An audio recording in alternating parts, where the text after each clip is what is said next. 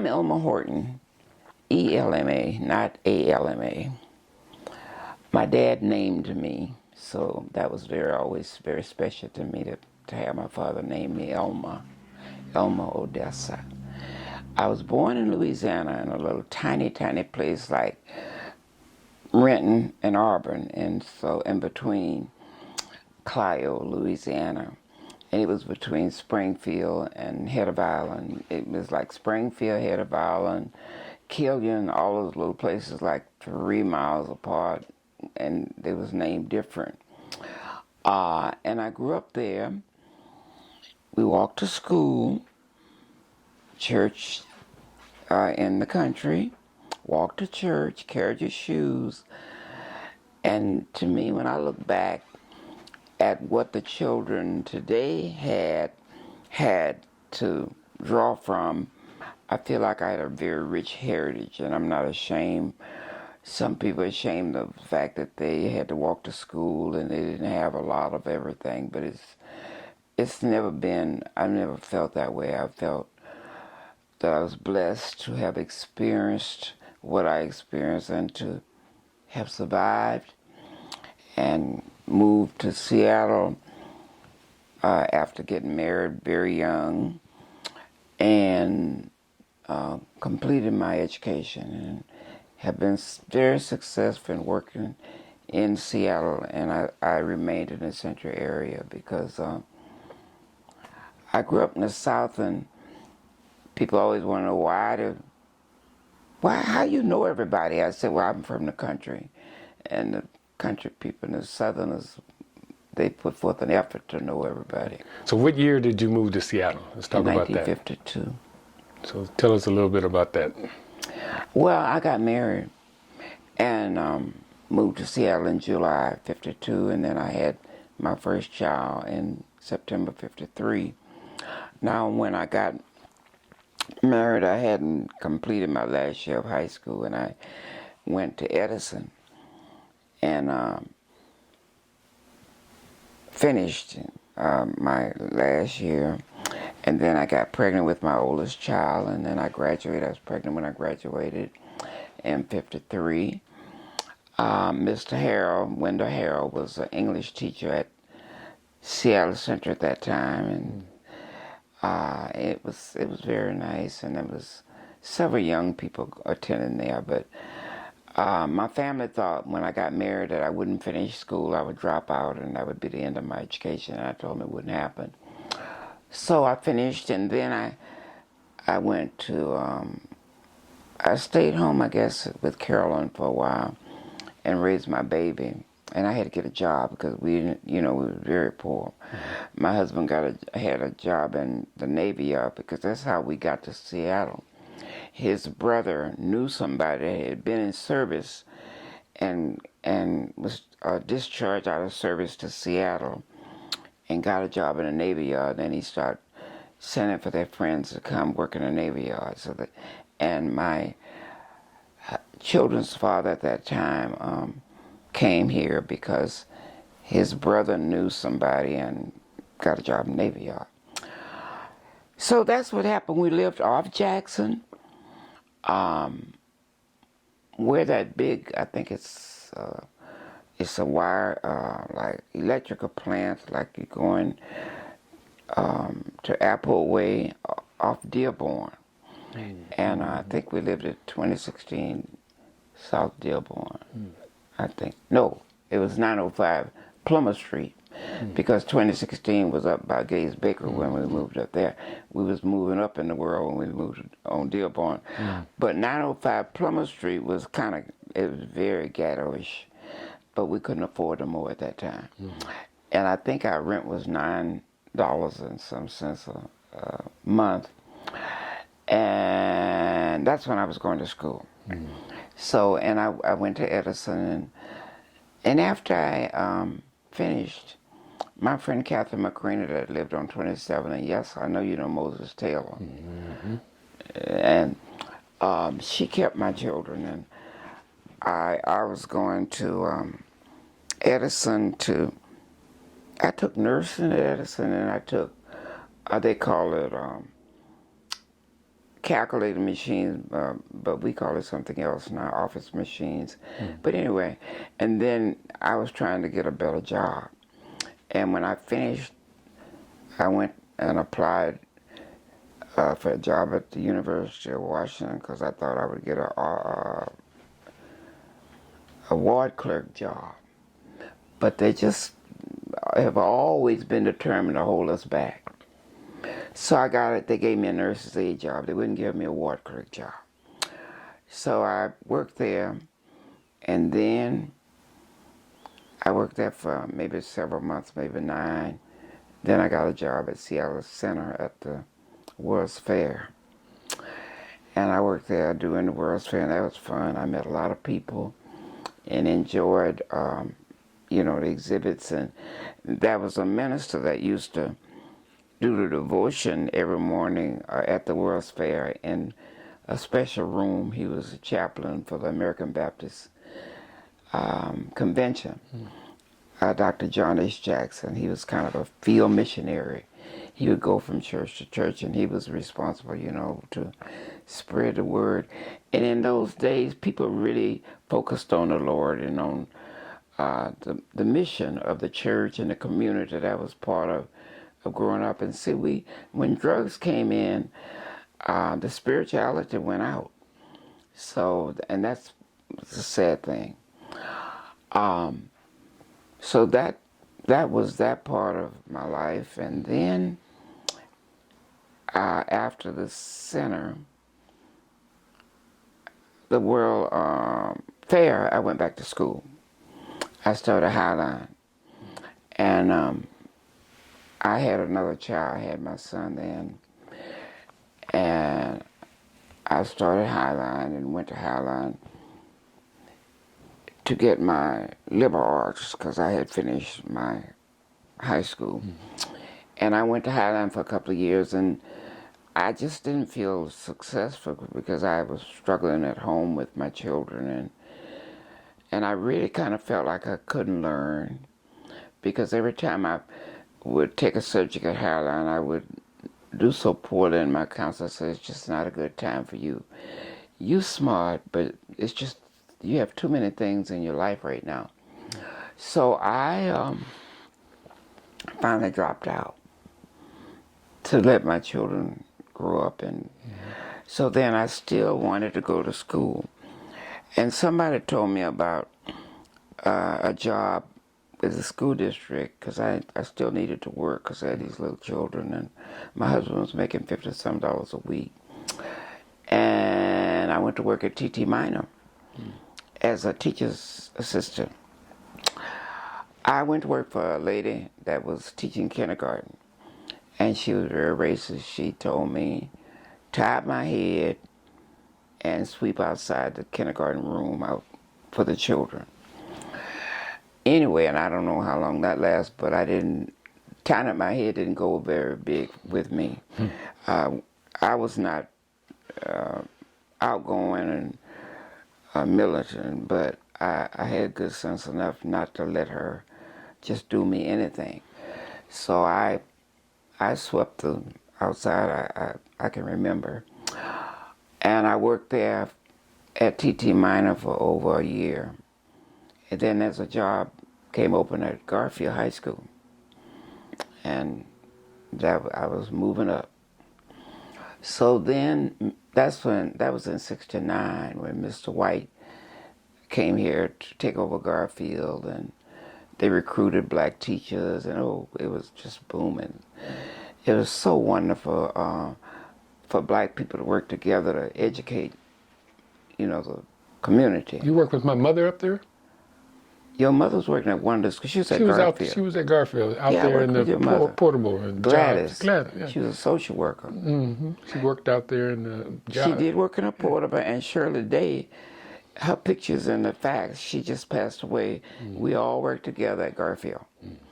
So then, Don Flagg was over a government fund, a government grant, and people could get a chance to go back to school. And I went to Seattle University with part of that grant, and got a BA in community service, which was social sciences.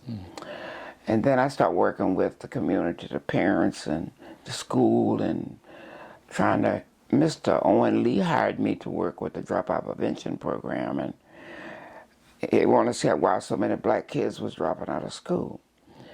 And I would visit the homes. But I really discovered they couldn't read, that's why they was dropping out. And when we visited the homes, a lot of them just didn't have what they needed. They didn't have sufficient living conditions, they didn't have clothes, and they was really struggling at home. So that was the problem. We got to the roots of why kids was dropping out of school. And then I worked at Garfield from 1969 to 1976, and then I graduated from CLU. And I'm trying to see where I worked. I worked for the Housing Authority 1 year because I was on a federal grant, and they would all lay us off when, you know, the school district was cutting funds all the time. So I went to work at the Housing Authority as an interview specialist, and I worked with your father. He was a big shot at the Housing Authority. He was supervisor over a lot of people. And then after leaving there, I'm trying to see where I went. Seattle Housing Authority. That had to be, I'm trying to think of the years, that was probably to about 80. And then I went back to work for the schools. And I worked for Project Even Start for adults, doing night school at Gatsett. And then I went on back. I went to City University and got a teacher certificate because I realized the value of teaching the kids to read because they couldn't read. And I went and got my teacher certificate. And then after that, I went back and got a master's. And then I spent the rest of the time with Seattle Public Schools until I retired. And when I retired, I thought I think I retired when I turned 62 or whatever. And I thought, I'm going to go to the Y and run around with my peers, all these retired women. And when I started running around with them, I found out they're all mentally, was much older mentally than I was. And I didn't like it. So one day, when I was leaving the Y, I met Portia, which Roger said he knew from SVI. She ran that program for GED program over there. And I asked if they had any jobs at SVI, and she said, do you have a master's? I said, yes. We need a counselor. And I said, well, I'll go talk to Dr. Brooks. So I went over and talked to Dr. Brooks. He hired me as a student. I didn't have a certified counselor's certification, but I had a teacher certificate and a master's in social, social sciences. So he hired me, and I worked there until 2011, yeah.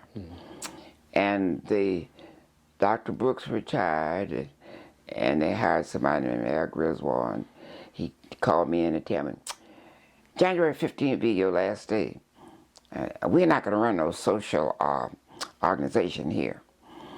He got rid of me because I went to SVI and I set up feeding kitchen because kids was hungry.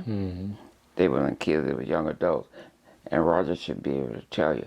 I set up every Friday I would have a social hour because I wanted these people off the street, because that's what we had, street kids, street people and drug addicts at that school. And I wanted them to learn how to socialize and just be human beings. And so every Friday morning, I got pastry the old pastry from Costco, and then we would have hot chocolate and coffee and juice. And I had the churches supply juice and tuna. We had tuna sandwiches on Thursdays, and just made it where the young people could have some refreshments going to school, because a lot of them didn't have any money. and you can't learn when you're hungry. So I just made it right for a lot of students, helped them get their loans paid off. A lot of them had collection agents on them, and we took care of that. Sometimes some of them would get a toothache, and I can't have nowhere to get no dentist. I have no insurance. I walk them around to that dental insurance by Odessa Brown and take them upstairs and tell the dentist, I have somebody in crisis. I used to walk around Odessa Brown and get Pampers for the kids, children's children at SVI. I just had a great life in the Central area. I'm sitting here. I feel embarrassed that I don't know more about you. This is just amazing hearing what you're telling me and what you've accomplished and what you've done. It just goes to show you how we're a tight-knit community, but yet we don't even know what's going on within our own community, who our real resources were. Now, I know a lot of things that you did later on you didn't talk about. You want to go back and talk about when you started with camp? I used to attend the meetings for the Model Cities, that's what it was called. City, yep. And we'd go to the meetings and getting the community together, and we had task forces for parents and getting people involved, and so we could lobby down Olympia for bills and all that. So that was back in, I have to try to think, that was 70 or 69? Had to be 69, 70s, early 70s somehow. And over the years I was involved with camp, just like I said, through Model Cities. And at some point, I became on the board. And probably I was on the board 20 years. So I must have went on there in the late 80s or in the 90s.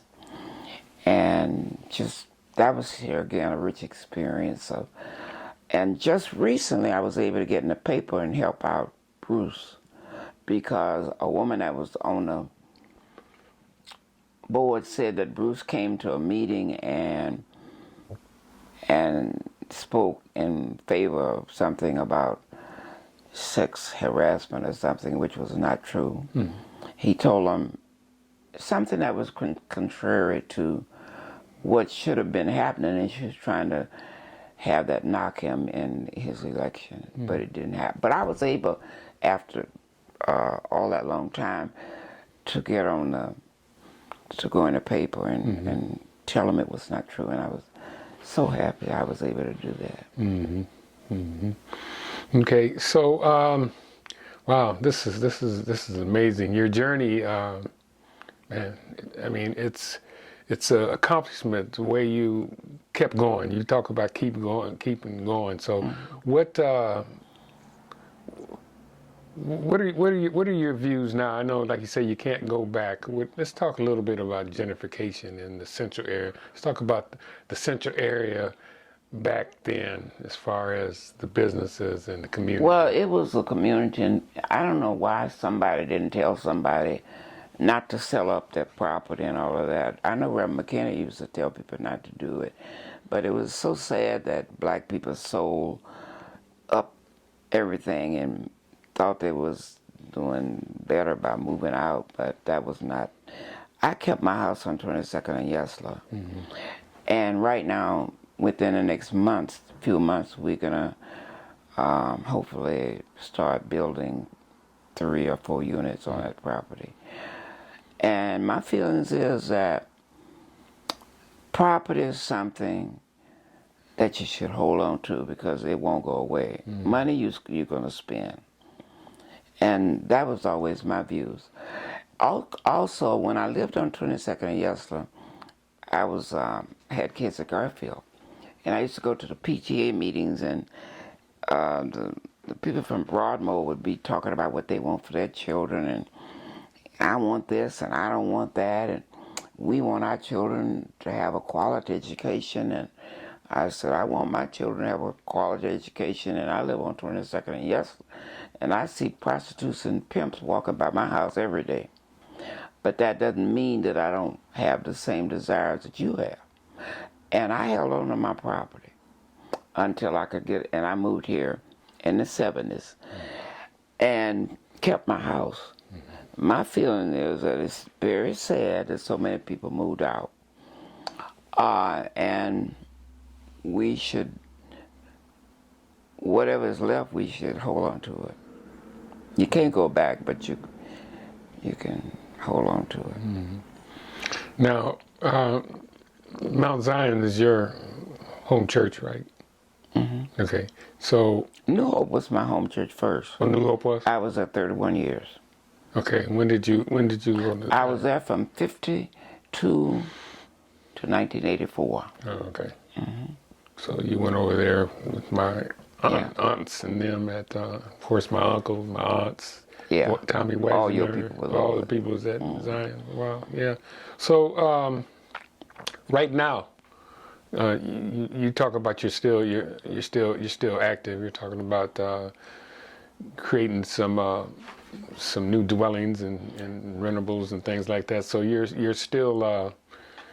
Do you still have goals as far as social I'm not justice? I just had that very, very bad aneurysm. Oh, is that what it was?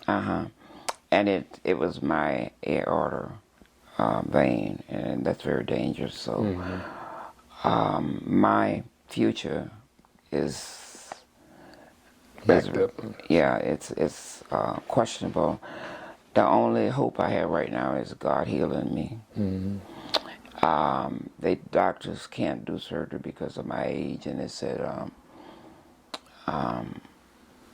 it's just too risky, and that I have to live on medication. But you know what? People dying every day with heart attacks. Yeah. And so I can't go around worrying about that, because when God get ready for me to go, it's in His hand. Right. So I'm getting better every day and trusting Him every day. And I'm thankful that I'm a Christian, and I've known the Lord since I was 9. And that's when I confessed when I was 9. And I grew into the reality of really knowing the Lord. Right. Because at 9 years old, you join in church. Right. And you know you're joining church. Right. And I remember the minister saying, you want to join the church? And yes. Well, how did you know that you wanted to join a church? And I remember saying, well, I had a feeling. And that's all I had at that time, and at 9 years old, was a feeling that I want to become a Christian. And then I went from there, and I just been going up. My goal, you want to know now, is to try to get as many young people to come back and rebuild Mount Zion, because it's changed so much with, people moving out, and we don't have the people around we had for Sunday school and for the activities, and so many people have gone on to heaven. And my goal is to just do what I can do. Now, I will never be able to do the physical work, because I started the feeding program at Mount Zion in 1986. And then in 1991, we started meals to people in the community. 86, we started the Thanksgiving feeding at the church. And then 91 started a weekly feeding for people disabled and homebound. And we kept that going. In fact, I talked to somebody last night about that. And I was supervising it before before COVID. And I would still give input and help them with menus and stuff, but I will never be able to do physical work anymore. Yeah, I remember Reverend McKinney's 90th birthday. You were there. You were doing. You did that. You did that feeding. Yep, I was there. Yeah, he was so worried that nobody was going to do nothing for his 90th birthday. Oh, that was beautiful. I have that on video. Of course, You do? We recorded that. Yeah, we recorded the whole thing. Well, okay, well, we need it. We Yeah, need a copy of we that. recorded the whole thing. Yeah, yeah. Well, hey, well, I don't know. It's just been a pleasure. You look good. I know we all have ailments. We're all in the Lord's hands. But you sound good. Your spirit sounds good, and I just pray that you just Well, keep going. I've checked it over and over, and they said the song said, "Where should I go? Where should I go but to the Lord? I don't have any place else to go but to the Lord." And I know God is able because the night that the vein ruptured, they said I might not live to the next day because it said the aorta Right, vein is the one that carries right, all the blood all over the right, body. right. But I'm here. And that was in December. January, February, March, April, May. Yeah, we 5 we months. had scheduled that the next day we were supposed to interview. That's right. Yeah, That's and we right. couldn't. We didn't know. It took us a while before we found out that you were in the hospital because I had called and left messages, and I never heard anything. Then finally, I think it was at Haywood. I think Haywood might have told us that you had been, or Eddie Wright. Somebody told us that you were in the hospital. So, Yeah. well, I don't know. You got some questions? Go ahead. So, on the Kwanzaa thing, as far as people interacting in that environment when they did it several years. I believe they did 2002, 2003, and 2004. I've got footage of each and every one of those years. Tell us, can you kind of describe a little bit about the ambience or the atmosphere of the people? Was it something that was cohesive in the community? Did they talk about it afterwards? The spirit of the children that were in there. Just a little bit of something, just to kind of give us kind of a background of that resource that SVI was in that time. Well, SVI was a place where people could come and get some resources because Portia had a little grant money or whatever she was operating with. She was able to do some things for students. And a lot of dropouts was coming, getting in, and they felt a sense of community there. It was really good. Did you get any feedback and you participated in those Kwanzaa festivals, didn't you? I was just probably there in the building doing my regular job, as a student assistant specialist. I was not part of the Kwanzaa program. I didn't do the part of the work. Okay. Did you get any? Did people over the course of the years that you were there give you feedback on how wonderful it was? Or? Oh, they had a wonderful time because people had vendors. The vendors came and sold their merchandise, and then they had booths, and it was all good. So did you see any people in particular that kind of grew out of that, like this? No, like you know what? That Okay, after now that? listen, hold on, you got to remember. I left SVI in 2011, and the Kwanzaa was long before that. Right. So, you're asking me Okay, no worries. Yeah, I'm just, just in case, because, we never know. You're asking me a lot. Okay. No problem. Okay. All right. Well, I can't think of anything else. You touched on a lot. And, Well, I've done it. I was on the Central Area School Council. Central Area School School Council? Council. You don't remember? Seattle School Council? Central Area School Council. That was a school council. And I think Jerry Ware was one of the people that, I know she was on it. And John Little and those people was all on the Central Area School Council. Tommy Vassar. And I don't know, it was white and black. And I don't know if there's any body living. There was a lady who used to go to the Y that was on the school council. Her name was Jan. And I saw her at the Y before COVID. And then when I tried to call her, they had moved to a facility, she and her husband, because of their age. And the husband was at the house and she was in the facility, and he said she didn't like it, but he did or something. So I'm not sure that anybody from the Central School Council is still alive. Now, how did that council operate, and what was its functions? Oh my God, you know nothing about the Central School Council? Well, no, I knew Tommy Vassar. I knew the Seattle School Council. No, it was Central Area School. It was for the Central Area Schools. It was a council that overlooked and governed what happened in the schools. Oh, tell us about that. Well, that's what it did. What year did that start? Probably the 60s, 69 or 70. That early, huh? I have a picture of me when I was in the school. I ran for the school council.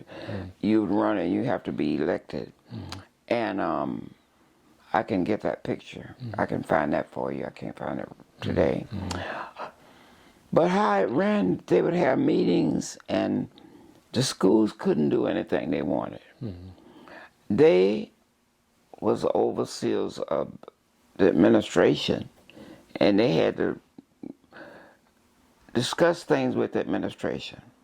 They couldn't just do anything they wanted. Now, I'm trying to think. Simmons might have some information that can help us find information from the Central School Council. She's a white person, because I can't think of anybody black that's still alive. So they work directly with all the principals of all the schools? They work with the schools. They work directly with the schools. They was overseeing the operation of the administration downtown. The superintendent, they had to answer to the Central School Council. So did the school council, I guess my question is, did the school councils work directly with the school administrator, the principals, to set policy and stuff? Yeah, but they worked with the down ANS Center, we called it, to set policies. Oh, and then, the Central School Council had that meeting with the ANS Center. And then from there, that went out to the schools. To the schools. Interesting. Now, what I could do, there's a few people left that was in the schools. Shirley Guilford, she's retired. Sally Williams retired. John German is retired. Those are the people that I know still have their minds, because Bob Gary, I'm told, is no good. Yeah. Charles Mitchell, yeah, is gone. But Shirley Guilford, John German, and Sally Williams, I know, because Sally worked at Garfield with me, and Shirley worked at Garfield, and John German worked different places. Those are the people, those three people, I could try to pull together and see if I could help you get some information. Okay. All right. Well, hey, I think that's it. Okay. I think Excellent. that's it. Excellent. Excellent interview. Excellent. It was a good interview. I'm sure glad to hear this information about you. I felt I never really knew you. We talked years ago when I had my place down there on Jackson. You came in and we talked when you were on the board, because we did the video for Camp's 30th or 25th anniversary, but I never really knew anything about you. And I found out more about you in this. It's beautiful. It's beautiful. And, you know, like you say, you kept going to go to school, to go back and end up with your master's. The dedication and the tenacity it takes to finish those type of things. People don't realize it till you go through it. You know, man, it's powerful. Well, it's been a beautiful journey, and as much as I want to live, God has been good to me. So I didn't miss out. So if I go tomorrow, I didn't miss everything. Living a day at a time, just like me, just like the rest of us. I always look at that movie, Jane Pittman, man, and look at all the different life in 30-year periods. She was 100-some years old, but she had all these things that happened, but she kept living. She kept living. You never know. I don't know what the Lord has for me to do. He must have something else for me to do. He didn't let me go that night. Yeah. Okay. Well, hopefully, like I say, we're going to be able to share this with. This is kind of like a book. They say, let it be written, let it be said. Once it's recorded, it ain't going nowhere.